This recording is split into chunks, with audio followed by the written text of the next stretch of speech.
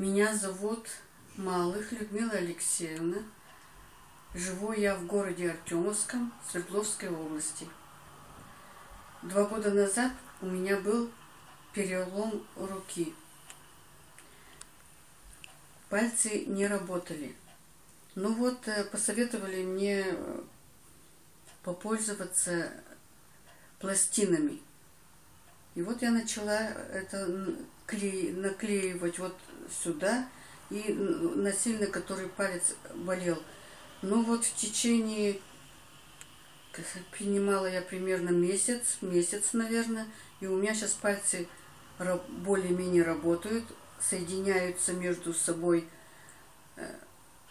а то я только вот так только не работали. Ну вот, сейчас более-менее помогло. Будем продолжать лечиться.